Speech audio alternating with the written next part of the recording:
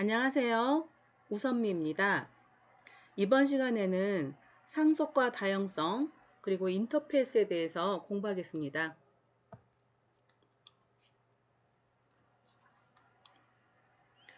다형성이라는 것은 객체의 그 타입들이 다르면 똑같은 메시지가 전달되더라도 서로 다른 동작을 하는 것을 말합니다. 그래서 동일한 코드로 다양한 타입의 객체를 처리할 수 있게 하는 기법이 되는 것이죠. 클래스 개념하고 상관없이 그 C 언어나 다른 언어 중에서도 다양성이라는 것을 많이 구현하고 있는데요. 하나의 예를 들자면 그 곱하기라는 연산자는 우리가 알고 있는 별표 모양으로 표시하는 연산자잖아요.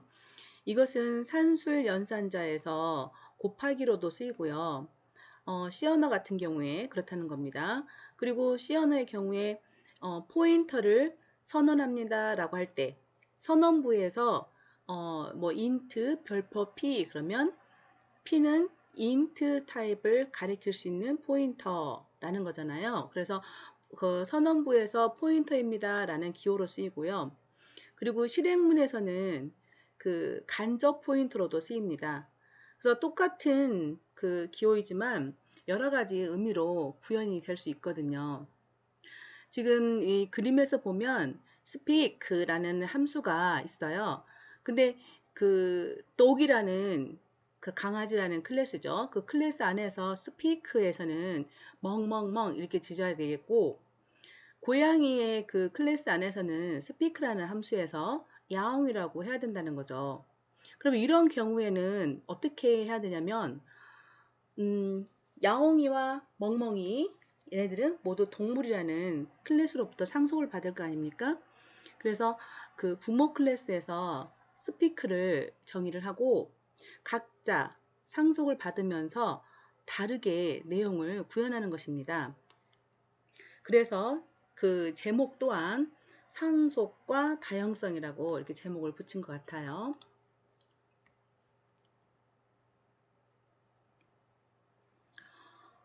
여기 그림을 보게 되면 지금 도형들이 shape이라는 클래스로 이렇게 클래스로 정의될 수 있는데요.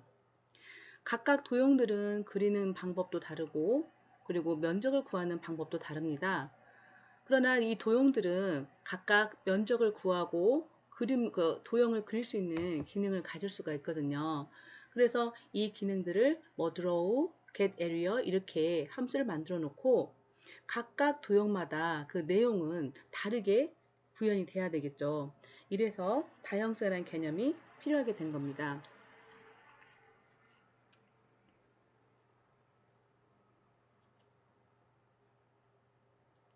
이 또한 쉐입이라는 슈퍼클래스에서 각 필요한 도형들의 정의를 해놓고 그 정의의 실제 내용 구현은 이 아래쪽에서 상속받은 자식 클래스에서 하도록 하는 게 좋겠죠.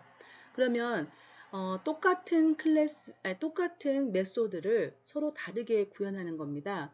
그리고 쉐입이라는 곳에서 그 메소드를 만들어 놓은 걸 상속받아서 사용할 수 있잖아요. 근데 상속을 받았는데 슈퍼가 주는 것을 그대로 쓰지 않고 자기 거에 맞춰서 다시 쓴다는 거죠. 이거를 우리가 재정의라고도 합니다. 코드를 좀 보게 되면 아까 그림을 좀 표현해 놓은 코드네요. 클래스 쉐입이 있고요. 그리고 렉탱글, 그리고 트라이앵글, 그다음에 서클이 있는데요. 각각 그 쉐입으로부터 익스텐스 상속을 받고 있습니다. 그러면 쉐입에서 가지고 있는 이 x, y라는 멤버 변수도 모두 렉탱글, 트라이앵글, 서클에서 사용할 수 있고요. 그리고 드로우라는 함수도 다 상속받았기 때문에 사용할 수 있습니다. 근데 렉탱글과 트라이앵글과 서클에서 각각 똑같이 다시 정의를 하고 있죠. 그리고 내용은 각각 다르게 정의를 하고 있습니다. 이거를 우리가 다형성을 구현한다라고 합니다.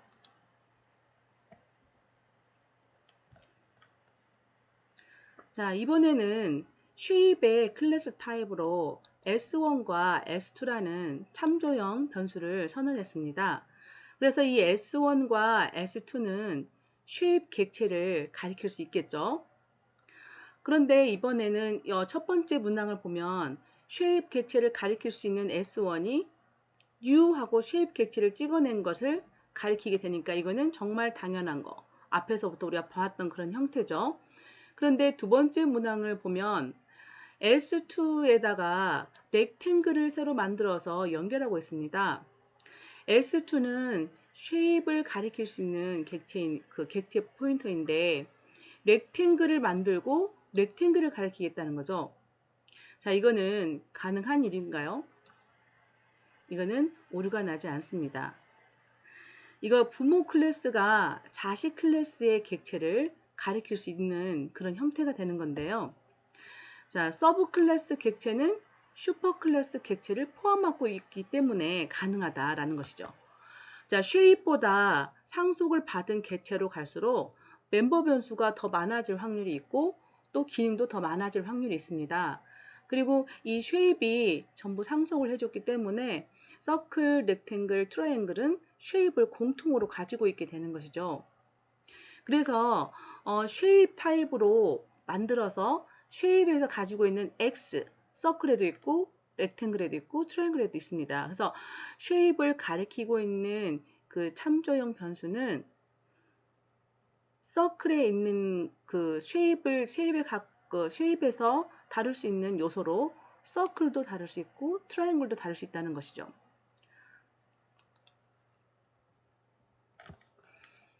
자, 이 예제를 좀 보겠습니다. 이번에는 쉐입 형태로 참조형 변수 S를 만들어서 렉탱글을 가리키겠습니다. 이건 가능하다고 했어요. 자, 이번에는 렉탱글 타입으로 참조형 변수를 만들고 렉탱글을 가리키겠습니다. 이것 또한 당연하겠죠. 자, S.X, S.Y 쉐입에서 X와 Y를 갖고 있기 때문에 당연히 이렇게 이거는 오류가 안 나겠고요. 자, S.width라고 한다면 S가 렉탱글을 가리키고는 있습니다만은 렉탱글의 요소에 접근은 할 수가 없습니다. 왜냐하면 S는 쉐입 타입의 변수이기 때문에 쉐입에서 가지고 있는 요소만 다룰 수 있다는 것이죠. 그래서 부모가 자식 객체를 가리킬 수는 있지만 부모가 물려주지 않은 그러한 멤버들은 참조할 수가 없습니다.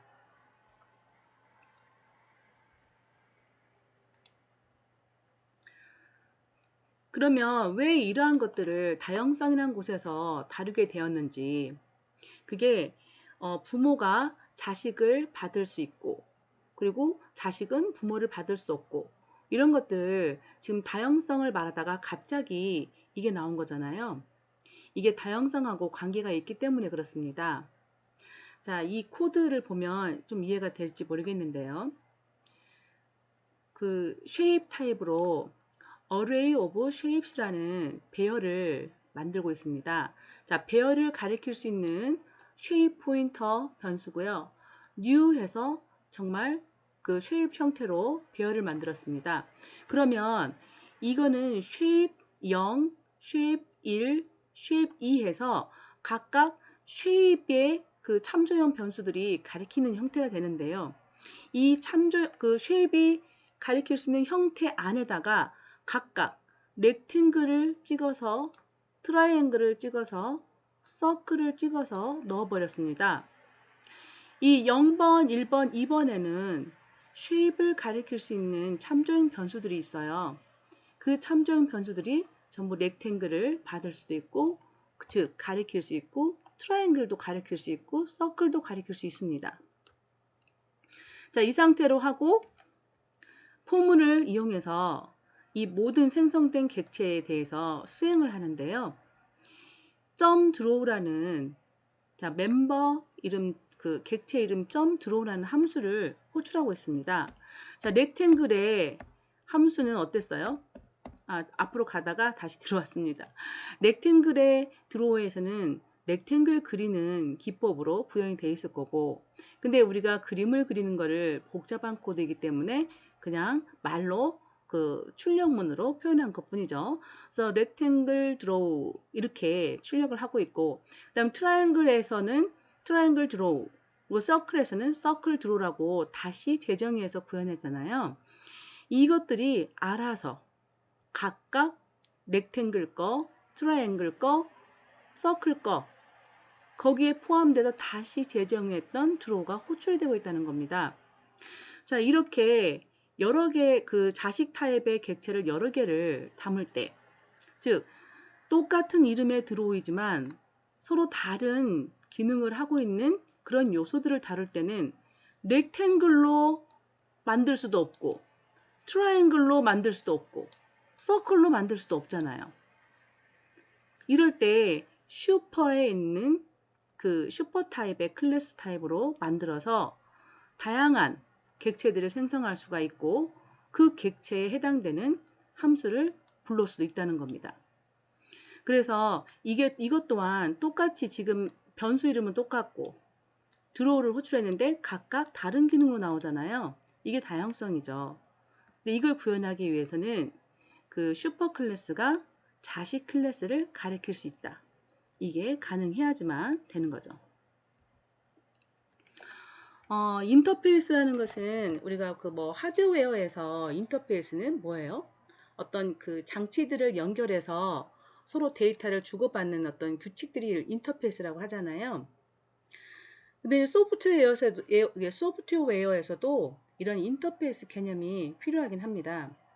우리가 이제 클래스를 독립적으로 구현을 하는데요. 이렇게 독립적으로 클래스를 작성해 놓고 이런 클래스들을 모두 합해서 어떤 소프트웨어를 완성해 간다고 했을 때 이 클래스와 클래스들을 연결할 때는 서로 상호작용하는 어떤 기술의 어떤 규칙이나 이런 게 있어야 되지 않겠습니까? 그래서 이러한 규칙이나 규격 같은 거 이런 것들 우리가 인터페이스라고 부른다는 것이죠. 그러면 인터페이스는 클래스 대신에 인터페이스하고 사용하면 되는데요.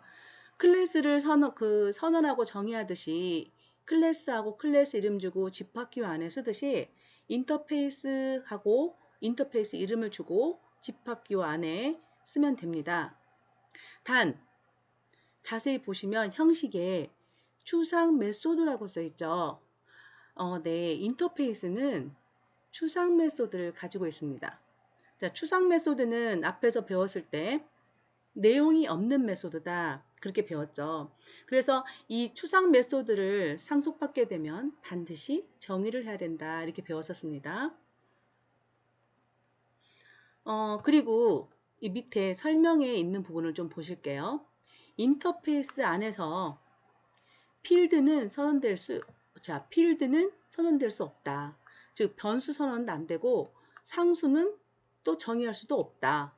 상수라는 것은 값이잖아요. 그래서 실제 어떤 값을 가질 수 있는 변수 이런 것들을 쓰면 안 된다는 말이에요.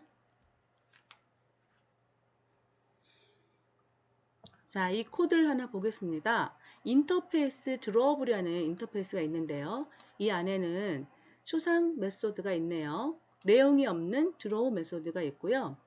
자, 서클이 드로우를 상속? 네, 클래스는 상속을 받아서 쓰지만 인터페이스는 구현합니다 라고 말을 합니다. 그래서 지금 이 코드는 서클 클래스가 드로우블 인터페이스를 구현하고 있는 것입니다. 그래서 이 드로우블을 구현한다 이렇게 쓰게 되면 상속하고 유사한 의미를 가져요. 그래서 드로우블에서 갖고 있는 모든 것을 서클이 쓸 수 있는데요. 단 추상 메소드이기 때문에 이렇게 다시 재정의를 해서 써야 됩니다.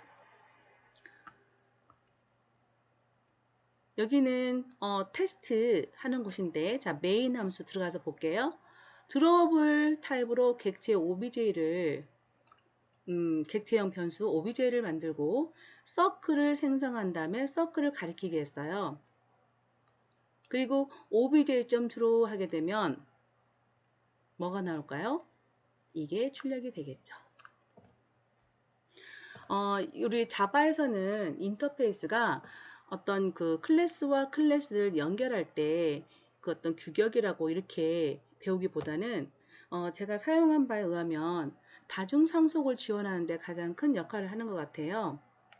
그 상속이 부모가 여러 곳에서부터 상속을 받을 수 있는 걸 다중상속이라고 하는데 이 자바에서는 문법상으로는 다중상속을 지원하지 않거든요.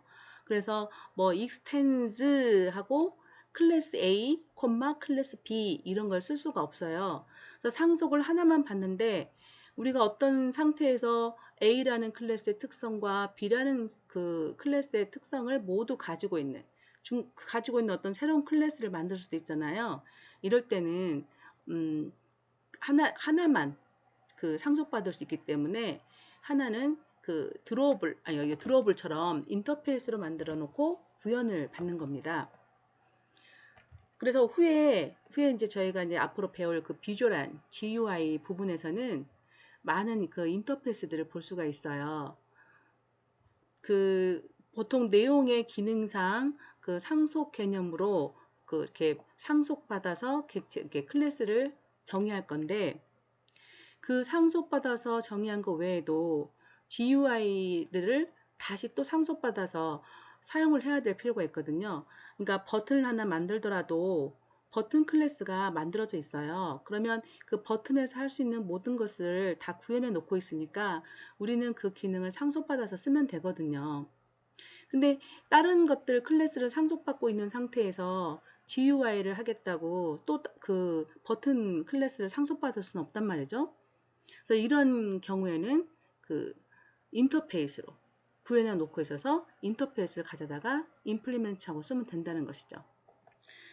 일단 그 인터페이스는 추상 메소드를 가지고 있고 클래스와 클래스를 연결한 데 쓰인다. 그 정도만 좀 알고 계셔도 괜찮을 것 같습니다. 자, 이번에는 shape이라는 클래스가 있고요. 아까랑 똑같네요. 그 다음에 인터페이스가 하나 등장을 했어요. 자, shape 클래스가 있고 인터페이스 드로우블이 있습니다. circle이라는 클래스가 shape로부터 상속도 받고 드로우블로부터 임플리멘트도 하고 있습니다.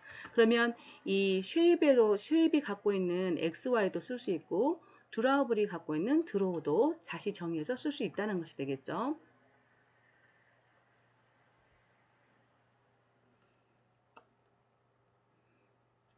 인터페이스 프린터블이라는 게 있어서 프린트를 할 수 있는 그 추상 메소드를 가지고 있고 드로우블이라는 인터페이스는 드로우할 수 있는 추상 메소드를 가지고 있습니다. 자, 서클이 이 두 개 그림도 그릴 수 있어야 되고 출력도 하고 싶어요. 그래서 이 두 개의 기능을 상속받고 싶은 거죠. 이럴 때 이렇게 임플리멘트는 쉼표로 나열하면서 이렇게 보세요. 여러 개를 쓸 수가 있습니다. 그래서 이 임플리멘트는 여러 개로부터 기능을 받을 수 있는 다중 상속이 가능하고요. 일반 익스텐스하고 쓰는 상속은 여러 개를 나열해서 쓸 수가 없습니다. 자, 이렇게 해서 이번 시간에는 상속하면서 이루어지는 그 메소드들 간의 다른 기능으로 구현하는 그런 다양성을 좀 살펴봤고요. 그리고 클래스와 클래스들을 연결하는 거, 그리고 다중상속의 개념으로서 인터페이스를 살펴봤습니다. 다음 시간에는 우리가 그 새로운 장으로 넘어가서요. 페이지, 잠깐만요. 네, 7장이네요. 7장 패키지와 예외 처리를 들어가는데 이번 주는 전체를 다 보진 못하고 패키지하고 그 안에서 다루고 있는 오브젝트 클래스 그 다음에 오브젝트 클래스 그 다음에 래퍼 클래스까지 좀 보도록 하겠습니다. 수고하셨습니다.